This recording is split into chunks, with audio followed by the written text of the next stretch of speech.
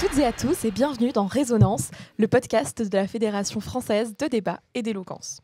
Je m'appelle Maria-Inès Leloir-Erdonis et je suis ravie de vous accompagner pour ce tout premier épisode réalisé en collaboration avec France Victime. À la FFDE, notre mission est de former à la prise de parole en public, de transmettre le goût de l'art oratoire et de rappeler à quel point les mots sont puissants.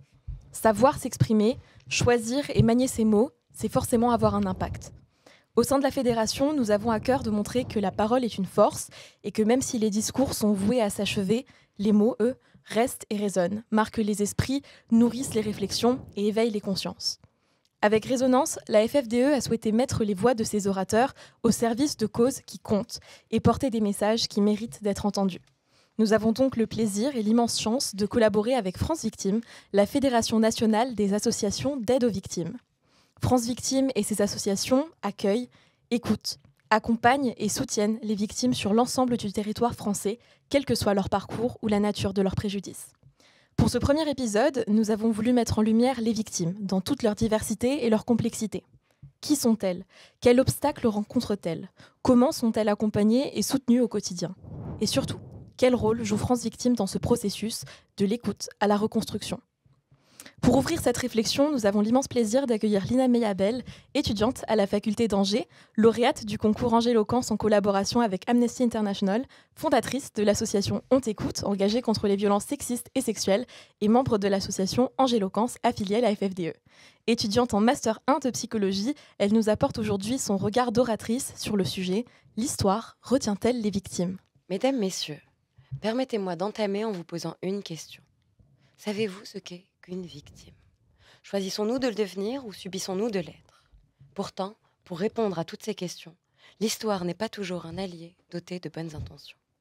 Au-delà des chiffres, des graphiques, des amas de pourcentages et de montages, les victimes sont bien là. Des vies, des visages, des corps et des cris, sans oublier les séances de psy pour réapprendre ce que c'est qu'être en vie. Alors excusez-moi de constater que l'histoire est un manuel bien trop étroit pour consigner toutes ces voix condamnées et toutes ces vies abîmées. Mais ce que le monde semble oublier, et ce que l'oppresseur semble ignorer, c'est que ces victimes ont des droits, et ces droits lui sont innés. Et si aujourd'hui l'histoire est un témoin avare au sujet de toutes ces destinées volées, c'est qu'en réalité elles sont faites de larmes et de silence, nullement destinées à être romantisées. L'encre qui écrit ces histoires, aussi froid que sombre, est encore bien trop pâle pour savoir les raconter avec équité. Et malheureusement, derrière chaque humiliation acide et douleur rigide, nous entendons des murmures et des phrases cyniques, de ceux qui ne savent pas, de ceux qui ne voient pas, de ceux qui de l'histoire ne retiennent que triomphe et victoire. Mais pourtant, la réelle victoire est celle de porter un titre que l'on ne convoite pas, que l'on a du mal à accepter, et qui pourtant finit par faire partie de soi, être victime. Ni honte ni culpabilité ne devraient condamner celui qui n'a pas choisi d'être brisé. Vous êtes les naufragés d'un monde déjà bien trop gangréné. À cela je dis, victime, vous avez des droits. Victime, vous avez une voix. La honte doit changer de camp. Phrase tristement célèbre, courage pratiquement céleste, Gisèle Pellicot a donné une leçon aux mémoires. Et aujourd'hui, son prénom suffit presque à décrire son histoire. Encore une fois, on ne choisit pas d'être victime, on le devient. Et cette histoire n'est que le reflet de vérités bien trop cruelles à accepter. Combien de destinées similaires ont existé ? Combien de fois la honte a-t-elle muselé ? Sachez que les victimes d'aujourd'hui sont les survivants de demain. À toutes ces âmes émiettées, je dis non, vous n'êtes pas oubliés.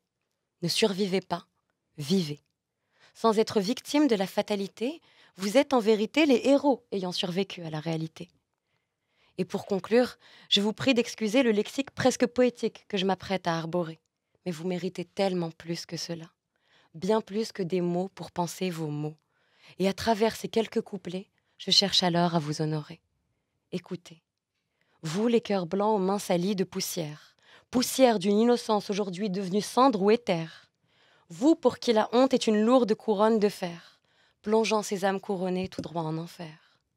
Vous savez ce que c'est que d'être bloqué dans une douleur intemporelle, ce que cela signifie d'être étouffé par un poison presque mortel. Victime des vipères dont la haine empoisonne la dent, honte, il est temps que tu changes de camp.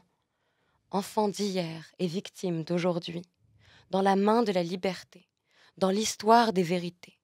Tuez le silence, tuez la culpabilité. Oui, vos droits existent pour vous protéger. Des vipères enragées et des bourreaux déchaînés. Alors jetez la couronne d'épines et de sang qui vous serre et vous ment. Portez fièrement le visage d'un gagnant, celui d'avoir gagné contre la vie, celui d'avoir gagné contre le vice. Et nous sommes tous porteurs de chaos, de plaies infectées, de blessures pas pensées. Alors oui, sachez que l'histoire ne rend pas honneur à tous ces cœurs et à toutes ces âmes que l'on croit damnées. Et qu'en réalité, c'est vous les scénaristes de l'histoire. C'est à cause de vos larmes que nos droits deviennent des armes. Et malgré les tentatives pour vous rendre invisible, malgré un monde presque risible, au-delà des preuves et des épreuves, vous n'êtes pas que des numéros, vous êtes bel et bien des héros. Que vos voix portent les échos des libertés volées et des droits bafoués. Hommes, femmes, enfants, de tout âge et de tout temps, ne laissez personne jamais vous faire douter, vous existez. Vous et vos droits, vous et vos voix. Vous êtes l'histoire que l'humanité a peur d'entendre, l'histoire qui raconte des vérités presque tremblantes. À ces âmes tourmentées, angoissées, que l'on croit victimes de la fatalité ou de la destinée, personne n'était là quand le plafond devint bas, quand même le ciel étouffe et devient étroit, quand le thorax se serre pour emprisonner nos voix, quand vos poumons sont remplis d'effroi et que l'air semble presque acide, quand vivre devient électrique et que nos droits semblent alors ironiques. N'oubliez pas que le premier combat d'une victime, c'est d'admettre qu'elle en est une. N'oubliez pas que dans la quête qui mène à la liberté, vos voix, vos pas sont ceux qui bâtissent nos droits. Ceux qui ont créé les victimes, ce sont eux que l'histoire devrait mépriser. Ceux qui sont l'ulcère de l'humanité. Sachez que eux, nous ne les oublierons jamais. Nous ne leur pardonnerons jamais. Gravés dans l'âme ou dans la chair, nous ne sommes pas là pour les accuser, seulement pour rendre honneur aux conséquences de leur laideur. Et si vous levez la tête, vous ne verrez pas d'étoiles, seulement des témoins lumineux, des actes monstrueux que la terre porte et que la mer pleure. Alors sachez que si demain les vagues crient le nom des oubliés, de l'horizon jusqu'au bas-fond des océans, jusqu'au hurlement du vent, vous existez. Alors vivez. Brillez. Arrêtons d'être les prisonniers d'un mal que nous n'avons pas mérité. Sachez que dès lors où on s'attaque à vos droits, vous êtes censés être protégés par la loi. Et vous n'êtes pas que les boucliers visant à vous protéger des atrocités, mais vous êtes également l'épée qui protégera les victimes de demain, celle qui protégera leurs droits et qui fera en sorte que l'histoire ne les oublie pas. Encore une fois, personne ne choisit d'être victime, on le devient. On ne l'accepte pas, on se débat, on craint l'accepter et pourtant, voici la réalité. À tous ces petits ou grands fragments d'éternité, qu'ils soient volés, brisés ou encore même souillés, aux victimes d'aujourd'hui, je dis, vous êtes les héros de demain. Merci. Merci infiniment Lina pour ces mots. Merci beaucoup d'avoir fait le déplacement depuis Angers pour être avec nous aujourd'hui.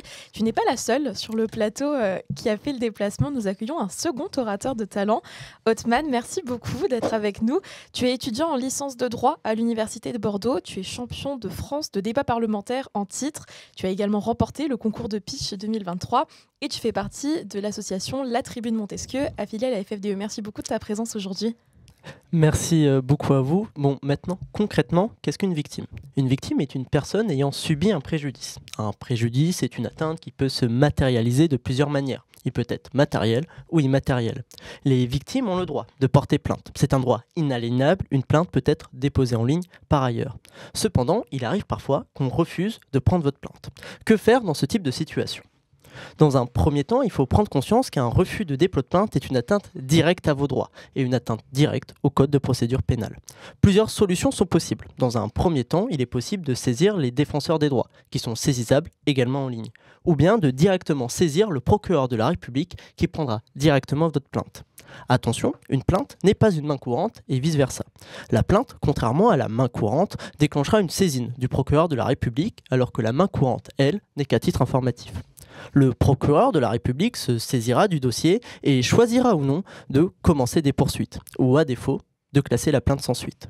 Cependant, un dossier classé sans suite peut être contesté et ce classement sans suite n'est pas définitif et peut être révoqué, tant que la prescription n'est pas encore passée.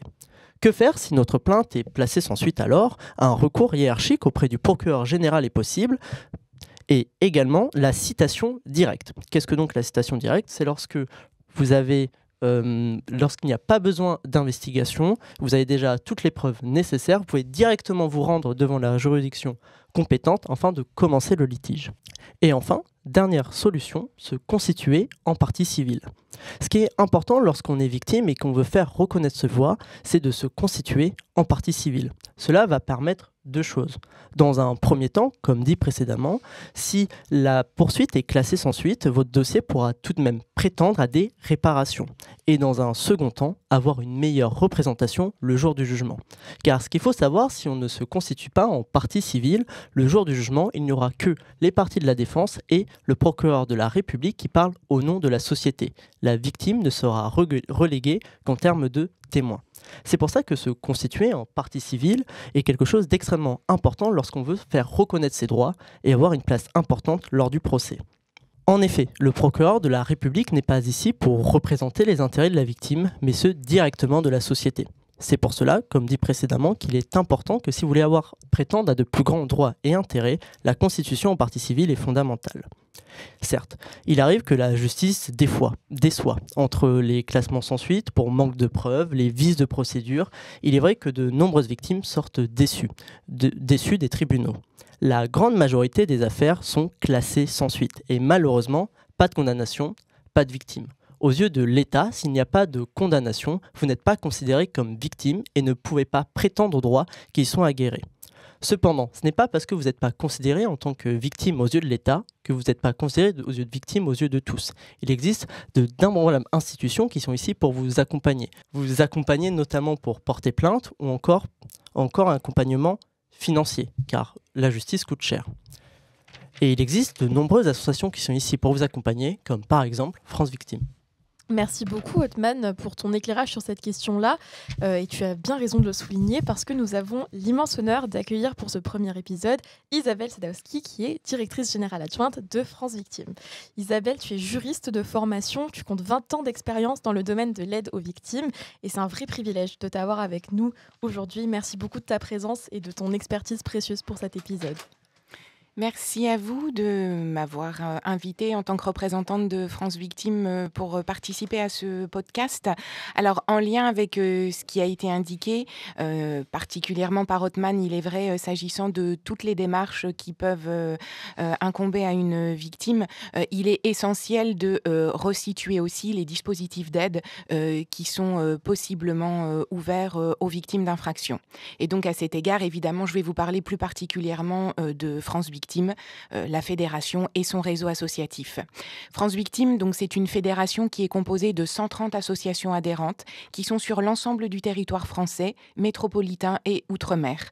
C'est une information importante parce que cela signifie donc que nous avons au moins une association par département, ce qui permet dès lors donc de pouvoir proposer un véritable accompagnement en proximité au plus près de toutes les personnes victimes. Ces 130 associations, elles sont au total composées de 1700 professionnels qui, au quotidien, accueillent et accompagnent près de 400 000 victimes. Ces professionnels donc, sont majoritairement de trois grands profils, juristes, psychologues et travailleurs sociaux. Donc 130 associations adhérentes, mais plus encore, c'est précisément 1560 lieux d'accueil de proximité au travers de permanences qui sont assurées tous les jours par les associations d'aide aux victimes pour accueillir au plus près les victimes et finalement se trouver un maximum sur les différents lieux dans lesquels elles vont avoir à se rendre pendant leur parcours. Quelques exemples des permanences des associations France Victime dans les commissariats, les gendarmeries, les hôpitaux, les UMJ aussi, ces unités médico-judiciaires essentielles pour notamment l'évaluation du retentissement de l'infraction pour la victime. Nous sommes également systématiquement présents dans les tribunaux judiciaires à travers l'animation des bureaux d'aide aux victimes. Donc, ces associations France Victimes, elles reçoivent toute personne qui s'estime victime d'une infraction. Donc, un côté très générique, donc, puisqu'il va s'agir des infractions d'atteinte aux personnes en majorité, atteinte aux biens, accident de la route. Il y a aussi une dimension collective notable dans nos interventions, puisque nous avons aussi vocation à prendre en charge les personnes victimes d'infractions qui génèrent un grand nombre de victimes, des accidents de la circulation, accidents aériens et les actes de terrorisme. Les associations France Victimes, elles ont développé depuis plus de 40 ans désormais une véritable spécialisation dans l'accompagnement judiciaire des victimes et elles vont pouvoir donc dans ce cadre proposer un accompagnement pluridisciplinaire. Qu'est-ce qu'on entend derrière cette expression d'accompagnement pluridisciplinaire ? Alors, il y a déjà une mission phare qui est celle de l'écoute empathique, l'écoute bienveillante, distanciée, que chaque professionnel d'une association France Victimes va proposer. C'est essentiel car cette écoute va finalement sceller dès le départ le lien de confiance entre l'accompagnant et la victime et pour la suite donc générer évidemment une proposition d'aide la plus efficiente possible. Donc une écoute, un accueil de la parole de la victime. Et ensuite va en découler un triptyque de missions principales exercées dans les associations France Victimes. Ces 3 grandes missions, elles sont d'ordre juridique, psychologique et social. Donc l'accompagnement juridique, tout d'abord, il est exercé donc par les quelques 900 juristes qui travaillent dans les associations France Victimes et leur mission a déjà eu une résonance particulièrement forte à travers les propos d'Othman quand il nous a expliqué notamment les questions qui peuvent se poser aux victimes, les difficultés auxquelles elles peuvent être confrontées. Eh bien, c'est justement cet accompagnement pédagogique qui va guider les juristes des associations France Victimes au quotidien. Explication de ce qu'est une plainte, quelles en sont ses suites, quelles démarches effectuer. C'est vraiment une pédagogie de l'information, une explication claire pour finalement mettre au maximum en mesure la personne victime de faire valoir ses droits, de l'éclairer sur ce qu'il est possible de faire et aussi, évidemment, le cas échéant, de la mettre en relation avec d'autres professionnels du droit, les avocats évidemment au premier plan. Donc cette action, elle est vraiment importante. La plupart des personnes victimes qui franchissent les portes de nos associations n'y connaissent rien du tout au domaine du droit et c'est bien normal. Et on est vraiment là, nous, pour leur expliquer les choses avec pédagogie, avec respect aussi du temps de la victime, puisqu'on l'évoquera peut-être tout à l'heure, mais chaque temps est individuel pour les victimes. Donc il est aussi nécessaire pour nous de respecter cette temporalité. Donc l'accompagnement juridique, les explications sur le droit, la procédure, les démarches d'indemnisation aussi, donc constituent ce volet d'information juridique. On a en deuxième mission l'accompagnement d'ordre psychologique qui est assuré donc par les quelques 360 psychologues cliniciens qui œuvrent aussi donc dans les associations France Victimes pour des entretiens gratuits proposés aux victimes pour les aider à verbaliser leurs émotions autour de ce qui s'est passé en lien avec l'infraction subie, les accompagner aussi dans certains temps forts d'une procédure. Une confrontation arrive avec le mis en cause qui peut évidemment être générateur de stress, d'angoisse pour la victime. Le psychologue peut aussi accompagner la victime dans cette préparation, un exemple parmi d'autres. Et il y a aussi bien évidemment une prise en charge du psychotrauma assurée par ces psychologues cliniciens. Psychotrauma donc qui est largement présent effectivement pour un bon nombre de victimes que nous accompagnons au quotidien. Et enfin, la dernière dimension d'accompagnement a trait au travail social. Donc cette dimension d'accompagnement social, donc assurée par les travailleurs sociaux, près de 280 dans les associations France Victimes, qui vont avoir pour finalité donc d'aider les victimes à l'ouverture de leurs droits sociaux, à accomplir les différentes démarches qu'elles pourraient avoir à effectuer suite à l'infraction subie. Il peut aussi y avoir un large aspect qui a trait à l'hébergement d'urgence, au relogement, voire même dans un temps plus long et qui là concerne, alors pas que, mais de premier abord, il est vrai, particulièrement les victimes de violences conjugales que nous sommes amenés à accompagner au quotidien. Donc, À travers mon propos, vous avez ainsi l'image de l'accompagnement global, pluridisciplinaire, donc proposé par les associations France Victimes. Alors, cet accompagnement professionnel, hein, il est vraiment individualisé, adapté selon les besoins, les attentes des personnes victimes. Et bien évidemment, il y a un maillage partenarial à travailler pour chacune de nos associations au quotidien avec l'ensemble des autres professionnels qui vont aussi être amenés à intervenir auprès des personnes victimes. Quelques exemples, hein, les forces de l'ordre, les avocats, les associations spécialisées, les centres médico-psychologiques, les centres régionaux du psychotrauma, les travailleurs et assistants sociaux également, les CCAS, assureurs, etc. Voilà autant d'exemples finalement pour vous montrer le point de repère finalement qu'a vocation à être une association France Victimes dans l'ensemble de ce paysage somme toute assez dense pour une victime qui peut de fait être assez complexe aussi pour elle. Donc l'association France Victimes est là, outre avec cet accompagnement pluridisciplinaire, pour être un maximum un facilitateur pour la victime et dans la durée.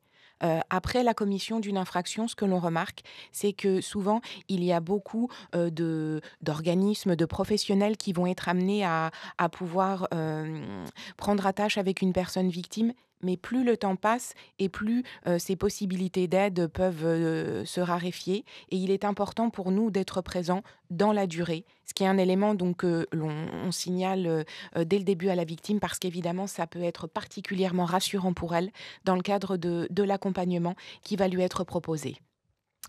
Merci beaucoup Isabelle pour ton intervention. Je vous propose maintenant d'ouvrir le débat, la discussion, pour qu'on puisse explorer ensemble toutes ces questions que vous avez abordées dans vos 3 différents discours. C'est super, on a l'opportunité d'échanger, on a tous des profils qui sont extrêmement différents. Donc je vous propose d'ouvrir la discussion autour d'une question. Qu'est-ce qu'une victime à vos yeux ?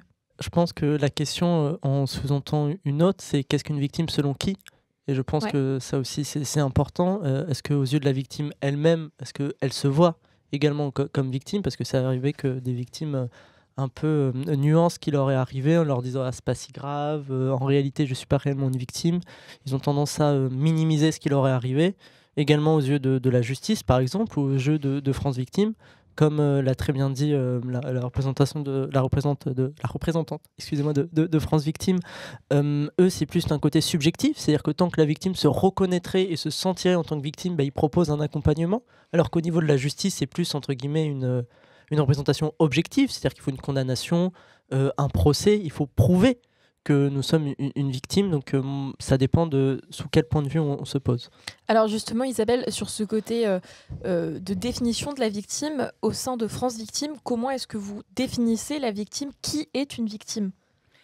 Alors, vous l'aurez compris à travers mon propos précédent, je l'espère, on a une vision très large, effectivement, de la notion de victime au sein des associations France Victimes, dans la mesure où nous accueillons dans nos associations toute personne qui s'estime victime. Donc, comprendre par là même qu'il n'y a évidemment aucune obligation de reconnaissance de cette qualité de victime par la justice. Il s'agit d'une appréciation subjective et nous allons donc pouvoir ensuite proposer un accompagnement à la personne indépendamment donc de ce statut ou pas de victime. Quelques précisions par ailleurs à ce sujet. Il est important, je pense, de relever qu'il n'existe pas de définition juridique unique de la victime en tant que telle. On regarde dans le code pénal, dans le code de procédure pénale, aucune définition de la victime.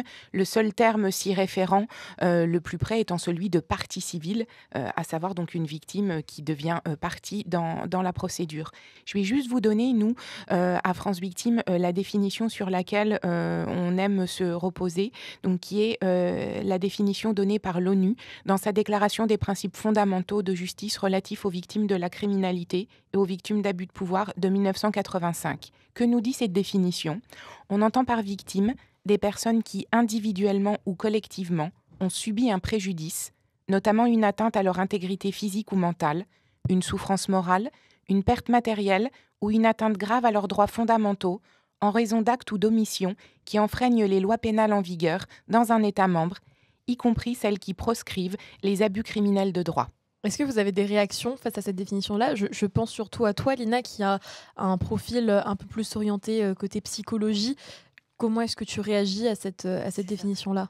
Alors moi, j'aimerais vous poser une question. C'est surtout vis-à-vis du statut de reconnaissance de victime. Quand une victime ne se reconnaît pas elle-même victime, est-ce que, au-delà du processus bureaucratique, du droit, etc., est-ce qu'elle a une forme d'accompagnement dans son cheminement pour réaliser le préjudice qu'elle a subi, pour réaliser le traumatisme aussi, parce que comme on ne rentre pas dans le stéréotype d'une victime parfaite, étant donné que la société fait que les archétypes, euh, il existe des stéréotypes de victimes parfaites, est-ce qu'à ce moment-là, il y a un accompagnement pour aider une victime à se reconnaître en tant que victime? Bien sûr, c'est tout le travail quotidien des Mhm. associations France Victimes. Il y a avant tout un accueil de la parole de la personne victime.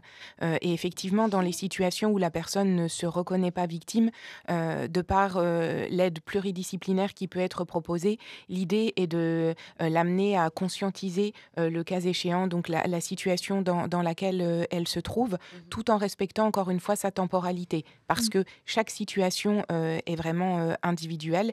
Et certaines victimes auront ce souhait de pouvoir agir vite, de porter rapidement à la connaissance de la justice les faits qu'elles ont subis, alors qu'au contraire, pour d'autres, il y a des difficultés, honte, culpabilité, sidération parfois aussi, évidemment, qui empêchent de parler. Donc, c'est là aussi l'accompagnement pédagogique et dans la durée qui va pouvoir être mis en place par l'association France Victimes.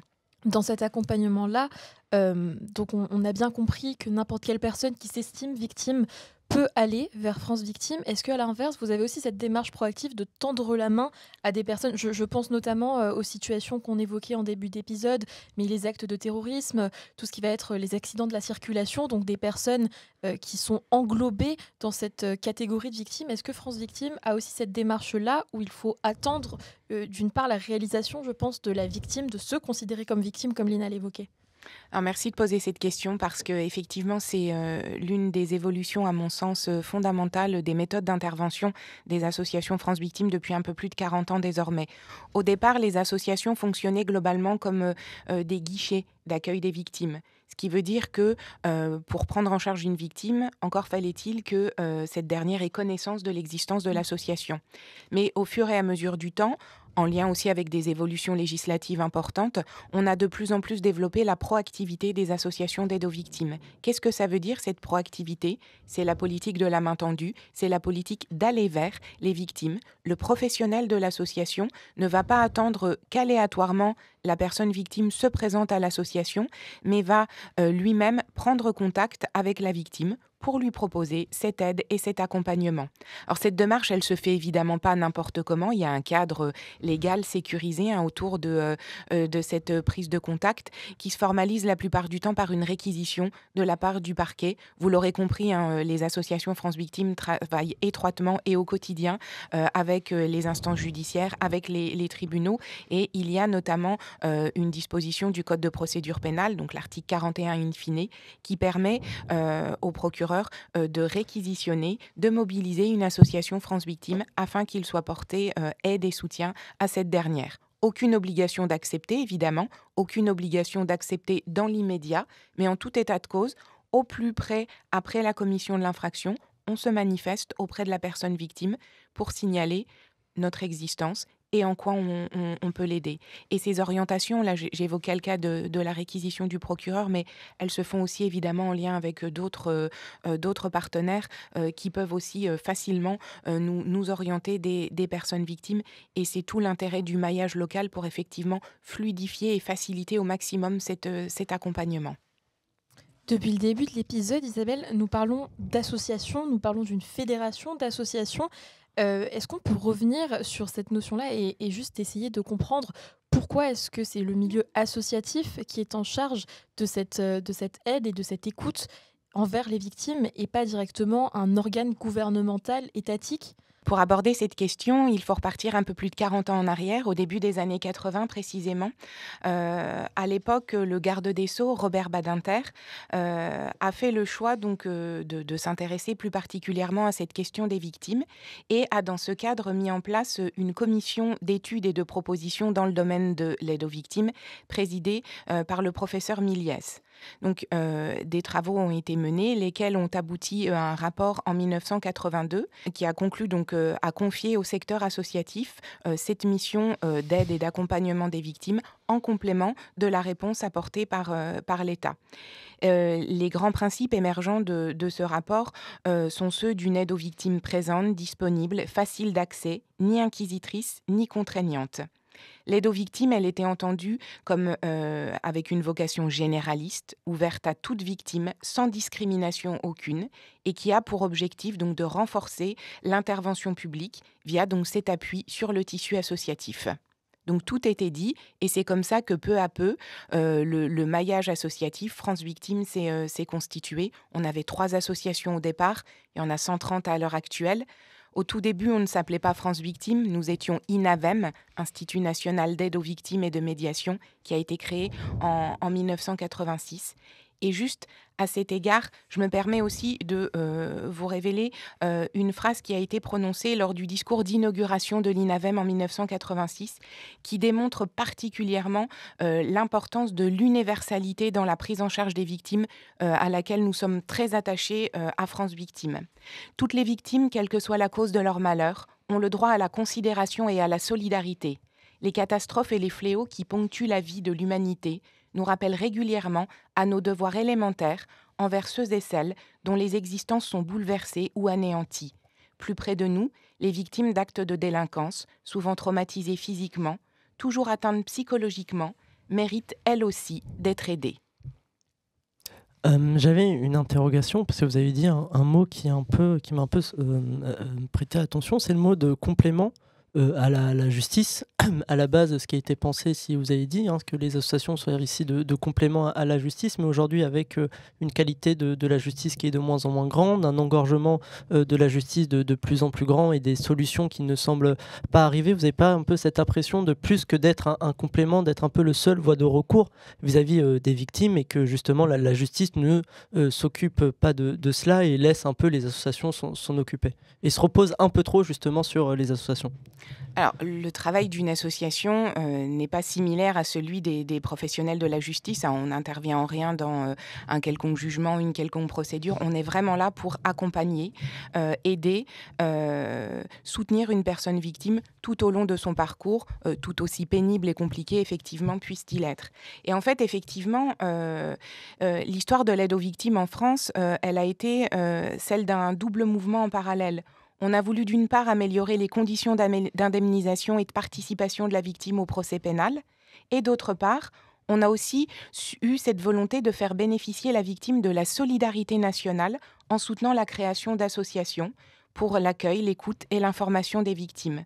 Donc ce choix associatif, c'est vraiment l'idée que les associations peuvent être davantage force de proposition, force d'innovation, pour toujours mieux servir les victimes en lien, encore une fois, avec les autorités. Il y a aussi dans nos interventions une adaptabilité permanente, et notre force aussi, c'est d'allier au quotidien la compétence technique au supplément d'âme que nécessite indubitablement la prise en charge de la personne victime. Et ça, c'est une phrase qui a été prononcée il y a quelques années maintenant par un ancien président de la Fédération, et qui, je trouve, démontre particulièrement notre force, allier savoir-être et savoir-faire en complément donc des dispositifs pénaux et judiciaires.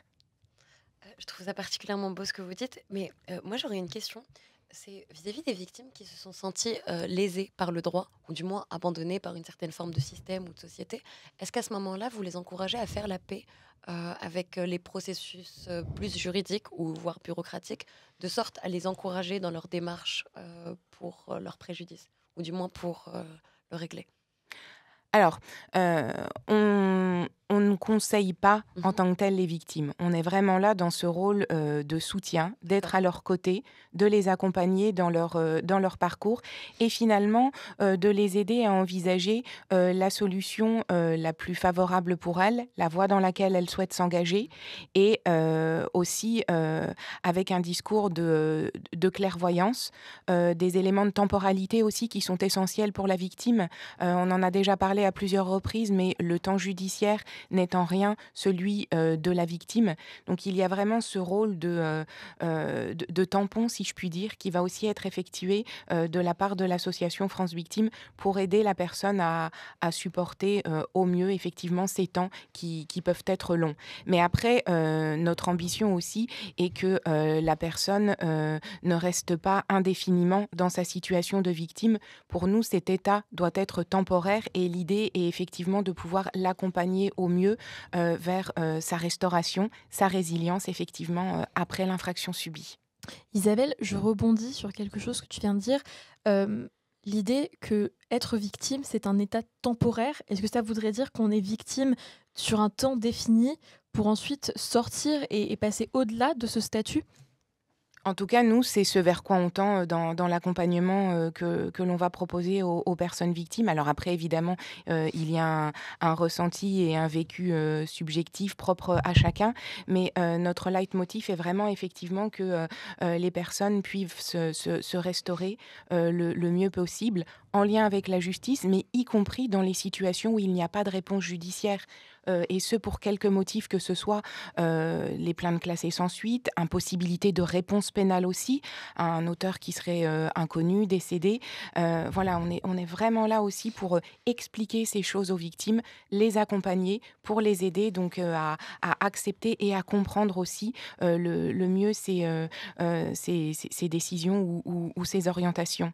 Dès le début du discours, on a insisté sur l'importance des mots. Eh bien, l'importance de ces mots, il se révèle aussi particulièrement dans l'accompagnement et le soutien quotidien aux personnes victimes. Et c'est en ce sens voilà, que on va s'attacher dans les associations France Victimes à expliquer le plus correctement possible avec une grande bienveillance et à mettre du sens effectivement dans les décisions qui peuvent être prises et ensuite proposer donc, des modalités de restauration pour la victime. Dans ces modalités de restauration, Isabelle, qu'est-ce que tu entends précisément ? Eh bien, c'est justement cet accompagnement pluridisciplinaire qui est proposé. Il y a aussi d'autres modalités de prise en charge des victimes qui peuvent s'envisager et qui ont évolué au fil du temps. Un exemple, depuis 2014, en droit français, s'est développée et a été introduite dans nos textes législatifs, la justice restaurative. La justice restaurative, qu'est-ce que c'est ? C'est une justice qui se veut évidemment complètement complémentaire à la justice pénale et qui vise à pouvoir proposer un espace de dialogue entre un ou des auteurs et une ou plusieurs victimes concernées directement ou pas par la même infraction, mais pour comprendre finalement davantage les conséquences de l'infraction, laisser la possibilité à chacun de s'exprimer, favoriser le dialogue et par là même donc la restauration du lien social, l'apaisement des conflits. Et ce que l'on constate, alors c'est encore en balbutiement si je puis dire au niveau des juridictions françaises parce que ça prend du temps à se mettre en place. Le Québec est le précurseur en la matière et est beaucoup plus développé sur ce volet que la France. Mais ce que l'on constate, c'est que dans une procédure pénale, finalement, le temps de parole pour la victime est moindre et en tout cas pas souvent forcément suffisant pour la personne victime. Et c'est en lien avec aussi la conception d'un procès en France où, par essence, il concerne la défense et l'intérêt général en la personne du représentant du ministère public. Donc la victime n'y a qu'une place accessoire, entre guillemets. Et donc, du coup, ces modalités de justice restaurative là, vont lui laisser davantage de place pour exprimer ce qu'elle a vécu et poser toutes les questions qu'elle souhaite. Donc, pour nous, cette justice restaurative, en tout cas, c'est un véritable complément à l'aide aux victimes. Et encore une fois, tout est affaire de cas par cas. Il faut consentir à ce processus. Il y a un cadre sécurisé, une animation effectuée par des professionnels qui est mis en place. Mais en tout cas, c'est quelque chose en quoi nous croyons profondément dans les associations France Victimes. Est-ce que vous pensez du coup que le ministère public devrait un peu délaisser cette mission d'intérêt général pour se saisir un peu des questions des victimes ? Alors, déjà, si on se retourne en arrière, on constate quand même qu'il y a eu un certain nombre de progressions sur ce sujet, concernant notamment la place de la victime dans la procédure pénale. Plus de droits, plus de place. Effectivement, notre système, à l'heure actuelle, fait de la victime véritablement une troisième partie. Et je pense que, enfin, nous, en tout cas, dans les associations France Victimes, on va expliquer tout ça aux personnes en amont pour finalement les aider à trouver justement cette place la plus juste possible et en corrélation aussi avec ce qu'elles souhaitent engager comme démarche et ce qu'elles attendent aussi de la justice justement. Dans un premier temps, je considère que c'est vraiment important de recentrer la place de la victime, étant donné qu'on considère qu'en droit, elle n'a peut-être pas une place centrale. Mais dans le cas de ces associations, en fait, j'ai l'impression que c'est un système de réinsertion de la victime. Et ce que je veux vous demander, c'est vis-à-vis du statut de la victime, étant donné qu'on considère qu'il n'est pas figé et qu'il peut évoluer, est-ce que vous avez des marges en termes de suivi ou de temporalité vis-à-vis des victimes que vous êtes amené à accompagner? Est-ce que vous ne les abandonnez pas en plein processus? Est-ce qu'il y a du coup, en fonction des problématiques dont ils sont concernés, typiquement stress post-traumatique, amnésie traumatique, etc., est-ce qu'à ce moment-là, il y a un suivi dans la continuité et ça peut prendre par exemple des années? Alors, l'accompagnement dans les associations France Victimes s'inscrit dans la durée et il est effectivement la plupart du temps en corrélation avec une procédure judiciaire.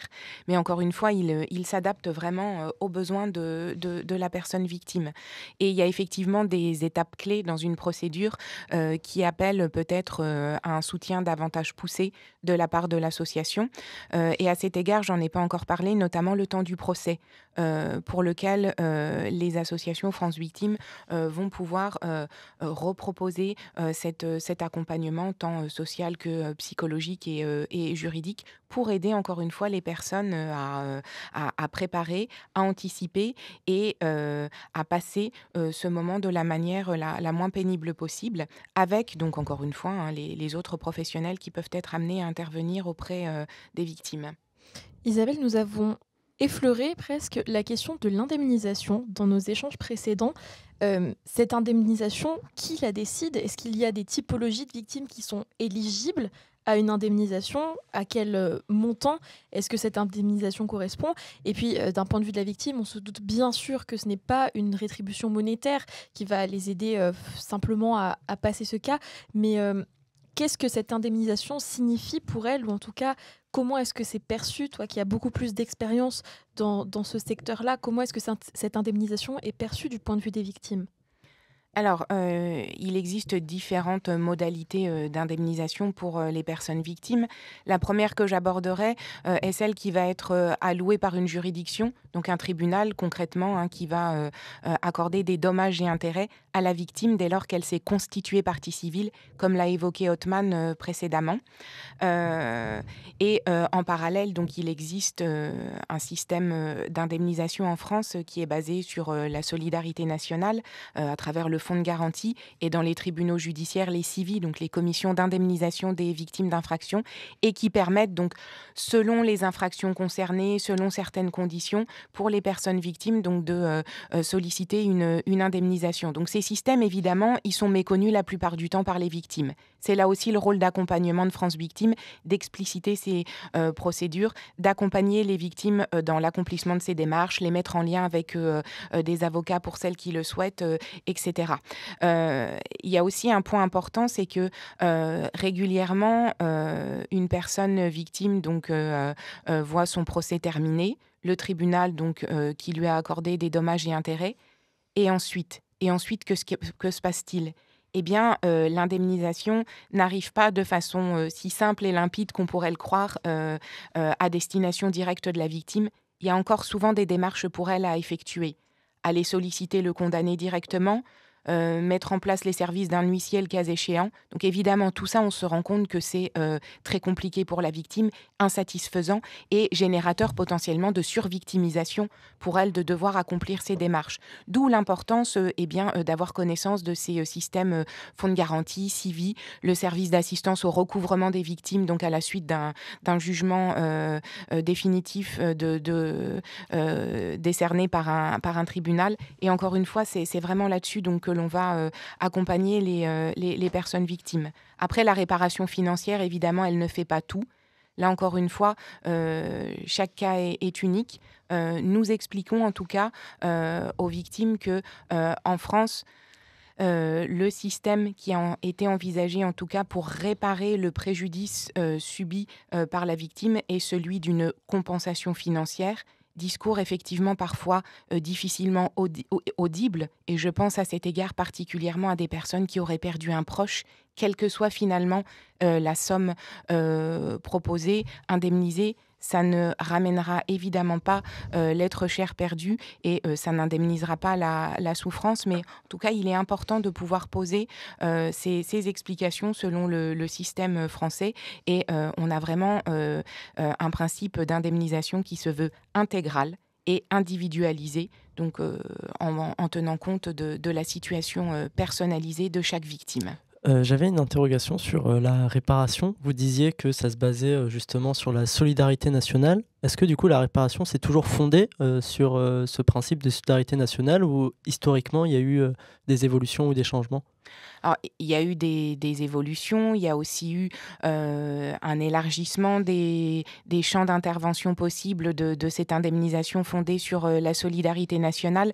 Elle n'est pas unique, hein. Là, je donnais des exemples assez génériques, mais il y a également tout le système assurantiel qui va avoir vocation aussi à intervenir dans l'indemnisation des victimes, et à cet égard notamment concernant les victimes d'accidents de la route. Donc tous ces systèmes, encore une fois, compliqués, méconnus des victimes et pour lesquels donc, il est important d'informer et de renseigner avec pédagogie les victimes. Mais je pense que vous avez mis le point, sur la problématique première qui est la rétention un peu d'informations sur le fait que les victimes savent, il y a très peu d'informations autour de tout cela, de pédagogie autour de la victime.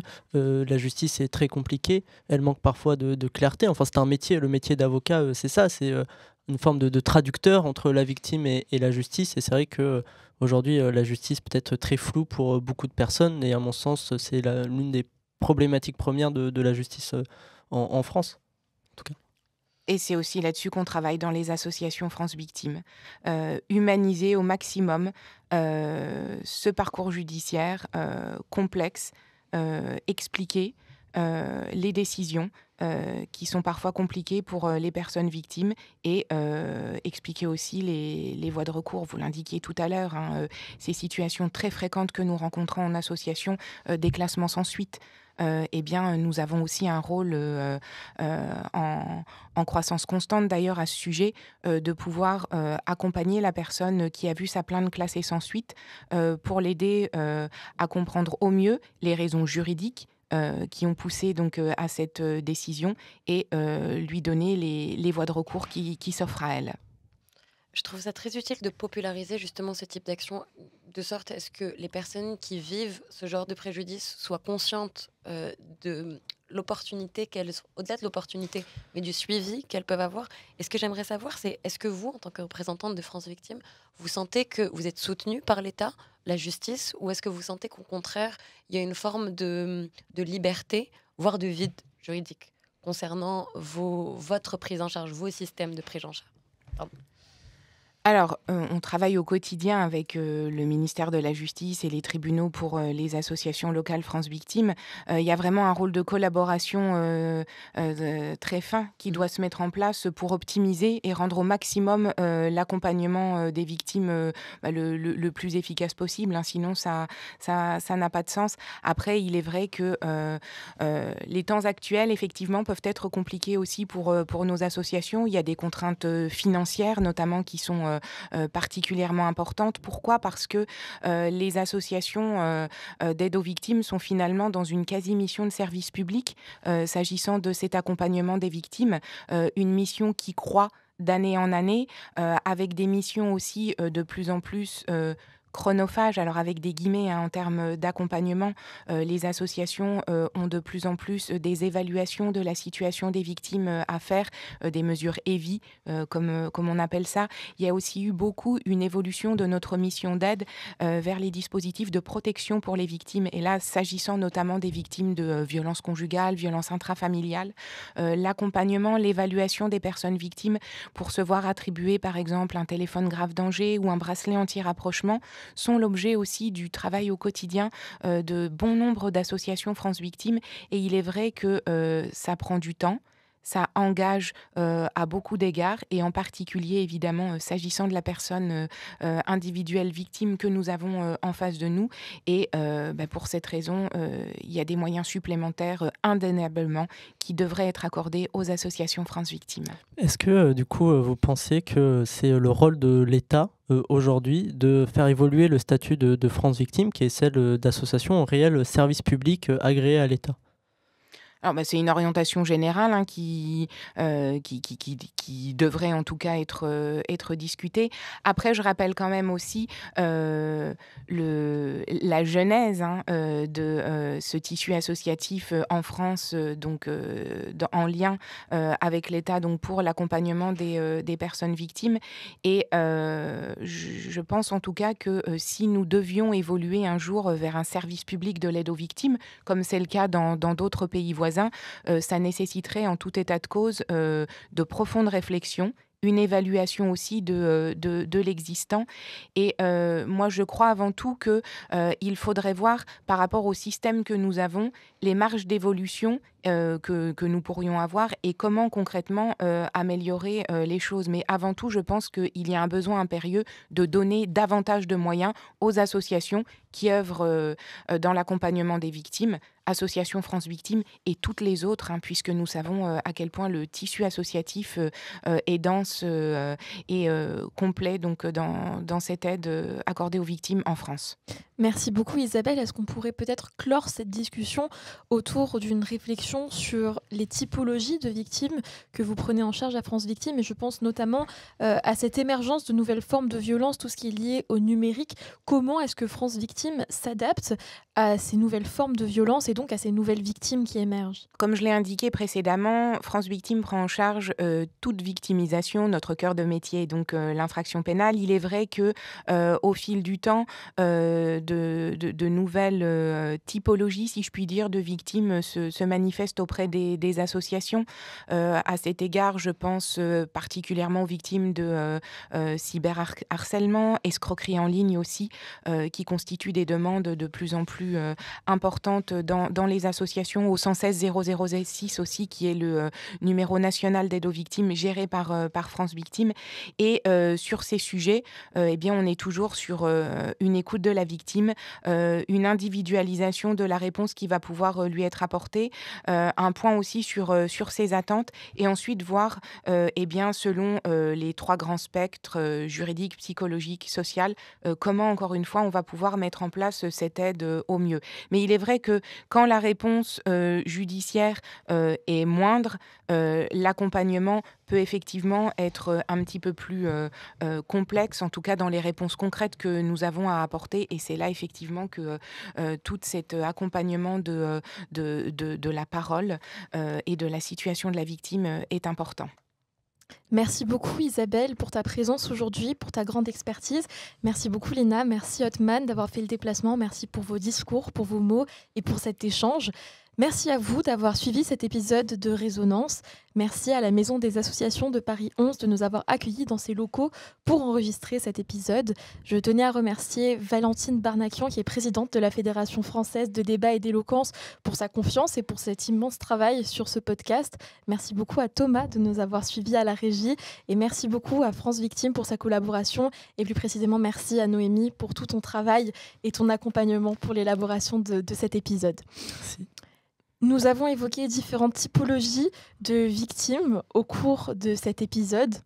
Oui, on a évoqué différentes typologies de victimes. On a un peu pu revoir un peu l'historique de France Victimes, voir les limites que peuvent aborder la justice. C'est vrai qu'aujourd'hui, il y a une typologie de victimes qui est grandissante et un vrai fléau qu'on rencontre notamment dans les écoles, qui est le sujet du harcèlement scolaire, qui a également évolué vis-à-vis du harcèlement en ligne. Et comme vous le disiez, avec le cyberharcèlement en ligne qui continue et qui gangrène un peu les écoles, mais cela sera le sujet du prochain épisode, je suppose. Absolument, ce sera la thématique de notre prochain épisode, toujours en collaboration avec France Victimes. D'ici là, prenez tous soin de vous et à très vite sur Résonance.